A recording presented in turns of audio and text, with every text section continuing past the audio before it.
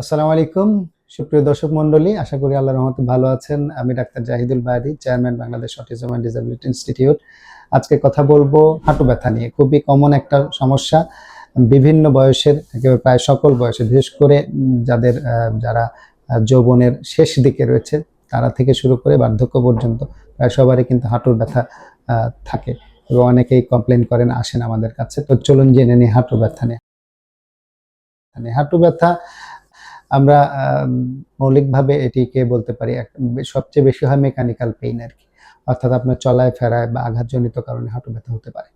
এটি আপনাকে বোঝেন না, শুরুতে হয়তো তিনি এটাকে বুঝতে পারেন না, হ্যাঁ, যে আমার কখন ব্যথা পেলাম, কিভাবে পেলাম। এটার জন্য ওনার কিন্তু অনেক সময় দীর্ঘদিন ব্যথা হতে পারে।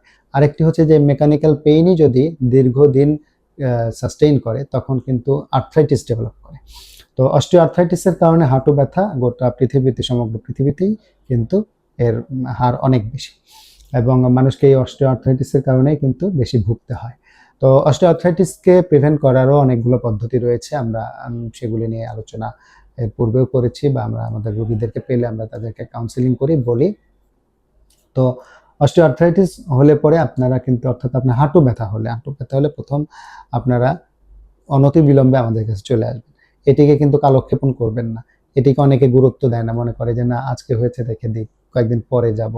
কিন্তু এই যে আপনি কয়েকদিন পরে করতে করতে আপনি রিপিটেড ট্রমা পাচ্ছেন, অল্প অল্প আঘাত পাচ্ছেন, অথবা ওই ট্রমাটাকে দীর্ঘদিন আপনি মানে চিকিৎসা না করে রেখে দিচ্ছেন, এর ফলে কিন্তু আর্থ্রাইটিস ডেভেলপ করে। অথবা আর্থ্রাইটিস আছে এমত অবস্থায় আপনি যদি মিনি ট্রমার ফেস করেন, দেন কিন্তু আর্থ্রাইটিস প্রেসিপিটেট করে, এটি কিন্তু আরও আপনার প্রলম্বিত হয়। এটি একটি বিষয়।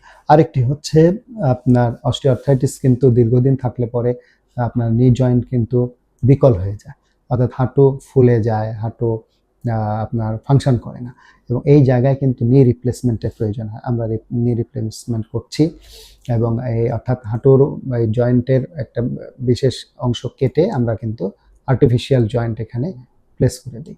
তো এইটাকে নি রিপ্লেসমেন্ট সার্জারি বলে।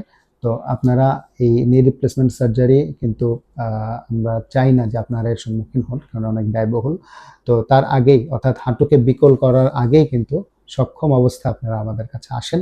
আমরা আপনাদেরকে রেগুলার ফলো আপের মাধ্যমে আপনারা যদি আমাদের কাছে চিকিৎসা নেন, আশা করা যায় নি রিপ্লেসমেন্টের আগে আপনারা আপনাদের হাঁটুকে সুস্থ অবস্থায় রাখতে পারবেন। আরেকটি বিষয় হাঁটু নিয়ে আরেকটি কথা বলি, সেটি হচ্ছে যে হাঁটু কিন্তু শুধু অস্টিওআর্থ্রাইটিস কিংবা ট্রমাজনিত কারণেই ব্যথা হয় না। হাঁটু ব্যথার আরেকটা কারণ হচ্ছে, বিশেষ করে হাঁটু মুভমেন্টে, নি জয়েন্টের মুভমেন্টের ক্ষেত্রে আরেকটি বড় সমস্যা হচ্ছে টেন্ডন, আপনার লিগামেন্ট ইনজুরি, অর্থাৎ হাঁটুতে আপনার anterior cruciate ligament, posterior cruciate ligament, এই দুইটা ক্রুশিয়েট লিগামেন্ট রয়েছে, যেটি আমাদের হাঁটুর স্টেবিলিটি মেনটেন করে।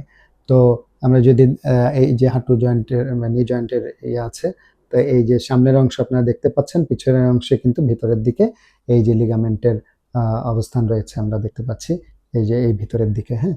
তো এই যে ভিতরের দিকে অ্যান্টেরিয়র এবং পোস্টেরিয়র ক্রুশিয়েট লিগামেন্ট, এই লিগামেন্ট ইনজুরি হলে পরে, এবং লিগামেন্টের সারাউন্ডিং কিছু স্ট্রাকচার রয়েছে, সেগুলির ইনজুরি হলে পরে কিন্তু অনেক সময় হাঁটু ব্যথা, অনেক সময় হাঁটু ব্যথা অনুভব না হলেও মুভমেন্টে সমস্যা হয়, অর্থাৎ হাঁটু কিন্তু ফাংশন করে না।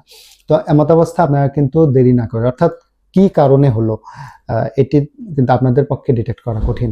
আপনারা আমাদের কাছে আসুন, আমরাই ডায়াগনোসিস করব আপনার হাঁটু ব্যথা আর্থ্রাইটিস জনিত কারণে, নাকি লিগামেন্টের ইনজুরি জনিত কারণে, নাকি কোনো ট্রমার কারণে, নাকি আরও অন্য কোনো প্যাথোলজি এখানে কাজ করছে, সেটিও আমরা কিন্তু ডিটেক্ট করব, এবং আমরা আপনাদেরকে প্রপার ট্রিটমেন্ট দেব। ধন্যবাদ সবাইকে।